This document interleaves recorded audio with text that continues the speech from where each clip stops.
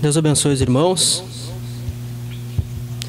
Deus abençoe também os irmãos que estão conectados através da internet. Vamos retomar a nossa leitura da mensagem aérea de Esmirna. Na última oportunidade, lemos das páginas 96 a 97. E ali o irmão Brana leu a escritura de Apocalipse capítulo 2, versículo 9, que diz o seguinte: Eu sei as tuas obras e tribulação e pobreza, mas tu és rico, e a blasfêmia dos que se dizem judeus e não são, mas são a sinagoga de Satanás. Esta segunda era da igreja, a era de Esmirna, foi uma era de tribulação mais intensificada do que a primeira era da igreja. E em Hebreus capítulo 10, versículos 32 ao 38, Paulo fala das muitas tribulações que os crentes de todas as eras e de diversos lugares do mundo sofreriam durante as eras da igreja. Em Hebreus capítulo 10, versículos 32 ao 38. E o irmão Brana diz que a mera associação das pessoas comuns que não eram cristãs, a mera associação delas com os crentes poderia lhes custar a vida. Então vemos que aqueles cristãos que foram muito perseguidos durante as primeiras eras da igreja, não só era ruim o fato deles serem perseguidos, como o fato de nenhum poder se associar com eles, porque senão também lhes custaria a vida. Então vemos quão grande era aquela perseguição. E o irmão Brana diz, agora, o Senhor Deus Todo-Poderoso diz: Eu sei, lá está Ele andando no meio do seu povo, lá está Ele, o sumo pastor do rebanho. Ele diz: Eu sei as tuas obras e tribulação. Quem é Ele, o sumo pastor? Aquele que anda no meio da igreja, que está ciente do que a igreja tem passado. O irmão Brana diz: é o Senhor Deus Todo-Poderoso. Quem é que anda no meio da igreja? É Jesus Cristo, Filho de Deus. Este é o Senhor Deus Todo-Poderoso. E Ele anda no meio das suas igrejas como sumo pastor. E Ele diz: Eu sei a tua tribulação. Ele sabe o que eles passam. Mas Ele faz alguma coisa? Não. Ele retém a perseguição? Ele detém a tribulação? Não, Ele não faz. E as pessoas têm dúvida se Deus as ama, como Israel teve dúvida se Deus as amava, quando em Malaquias capítulo 1, versículos 1 ao 3 diz: Peso da palavra do Senhor contra Israel, pelo ministério de Malaquias: Eu vos amei, diz o Senhor, mas vós dizeis: Em que nos amaste?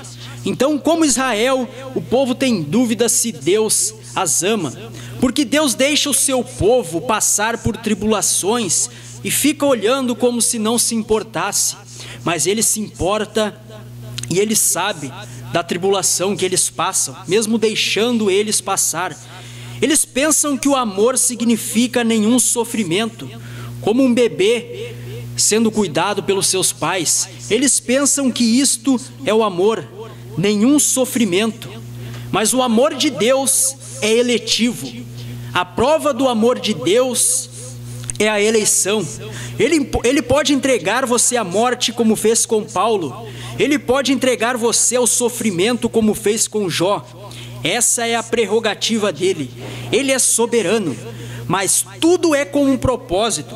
Se ele não tivesse um propósito, então ele seria o autor da frustração e não da paz. Como diz a Bíblia, tudo contribui para o bem daqueles que amam a Deus. Ele pode entregar você à morte, ele pode deixar você passar por muitas tribulações, mas tudo é com um propósito. E na própria Bíblia vemos alguns exemplos disso, como José, que sofreu sendo vendido ao Egito como escravo por seus irmãos, que sofreu tendo que sofrer uma falsa acusação da mulher de Potifar, que o acusou de assédio, e depois ir preso ali no Egito. Tudo isto ele padeceu, sendo um filho de Deus, sendo um servo cheio do Espírito de Deus. Mas todo este sofrimento pelo qual Deus permitiu que ele passasse, tinha um propósito. Porque através daquilo, ele mais tarde se tornaria o governador do Egito.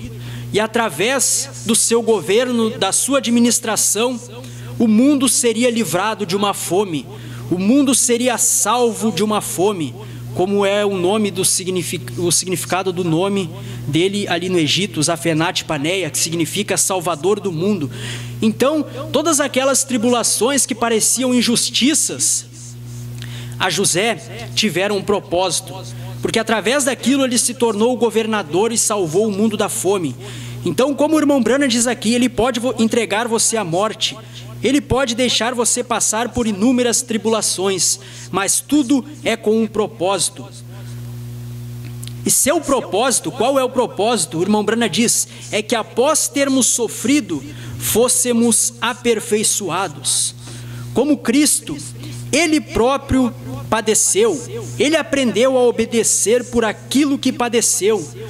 Próprio Cristo, o próprio Deus manifesto em carne humana, o próprio Deus teve que padecer as suas leis, padecer a injustiça, para que naquela manifestação fosse aperfeiçoado. Hebreus capítulo 5, versículos 8 e 9 diz, ainda que era filho, aprendeu a obediência por aquilo que padeceu, e sendo ele aperfeiçoado, veio a ser a causa de eterna salvação para todos os que lhe obedecem. Então o próprio Cristo teve que padecer para ser aperfeiçoado. Por isso Deus nos deixa em tribulações. E o próprio Cristo padeceu e ele mesmo deixou uma medida de sofrimento para cada um de nós, para que assim como ele, fôssemos aperfeiçoados. E por que ele quis isto? Tiago capítulo 1, versículos 2 ao 4. Meus irmãos, tende grande gozo quando cairdes em várias tentações, sabendo que a prova da vossa fé obra a paciência. Tenha, porém, a paciência a sua obra perfeita, para que sejais perfeitos e completos, sem faltar em coisa alguma. Então, as várias tentações, as várias provas que passamos, é para que sejamos aperfeiçoados. Eu creio que Satanás deve viver um dilema. Ele deve pensar, bom, para alguém me servir, para alguém fazer o meu intento, eu tenho que lhe oferecer riquezas, eu tenho que lhe oferecer poder, eu tenho que lhe oferecer cargos. Mas estes cristãos tiveram seus bens confiscados, foram perseguidos injustamente até a morte e não negaram ao Senhor. Satanás deve pensar, deve ficar com raiva disto, porque as pessoas lhe servem por interesse, mas os cristãos servem a Deus sem nenhum interesse.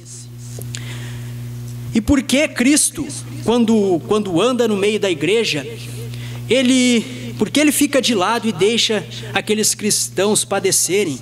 Também em Romanos capítulo 8, versículos 17 ao 18 diz, e se nós somos filhos, somos logo herdeiros também, herdeiros de Deus e co-herdeiros de Cristo.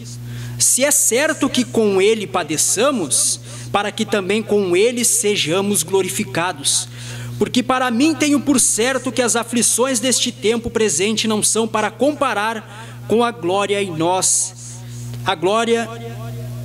que há de ser revelada. Então, se para reinarmos com ele, com Cristo, temos que padecer como ele padeceu. Não podemos reinar com ele se não padecermos com ele. Porque o caráter é uma vitória, não um dom.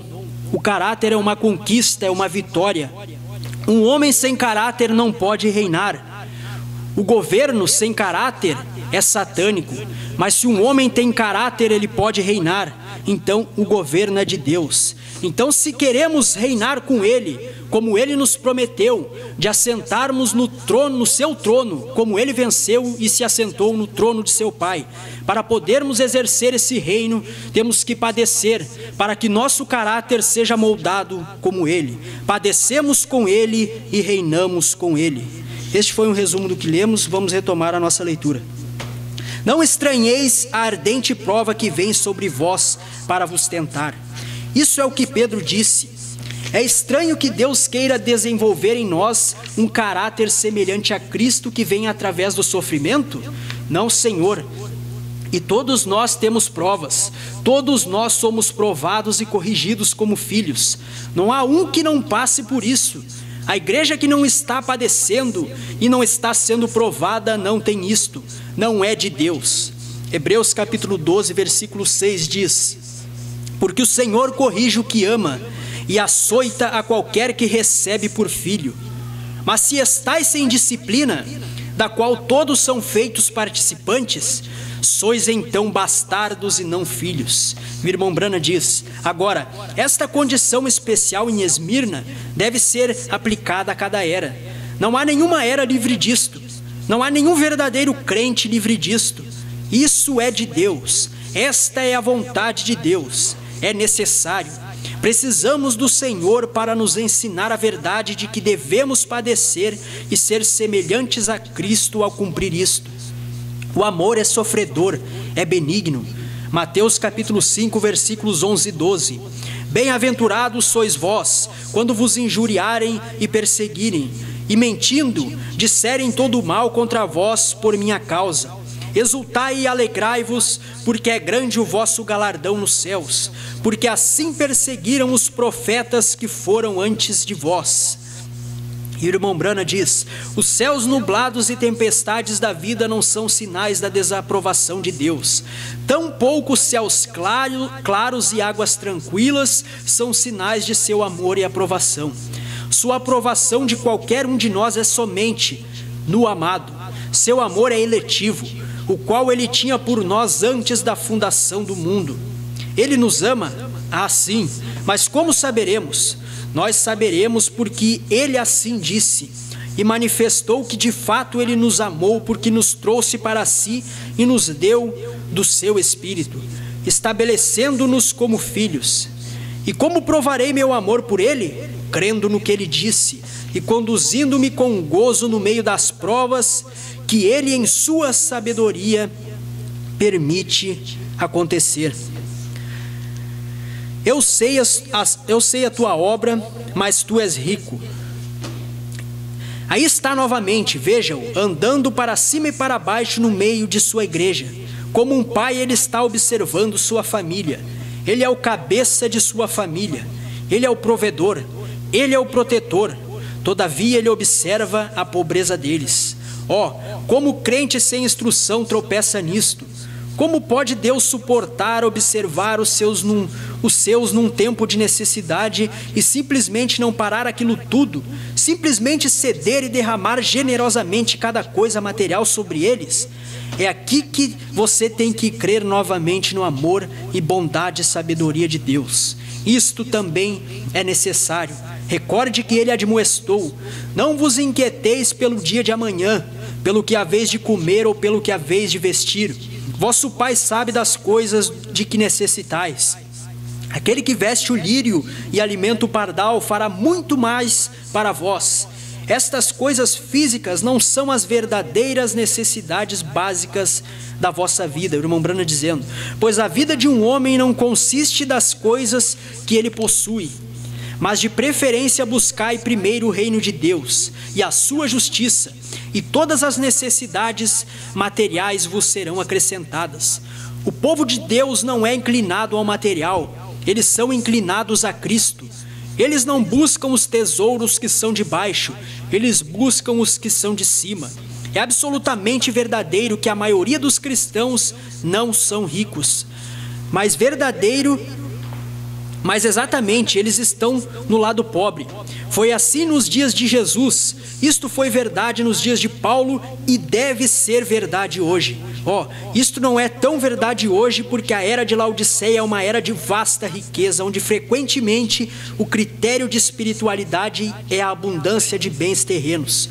Que coisa! Quão rica é a igreja em bens, mas quão pobre em espírito.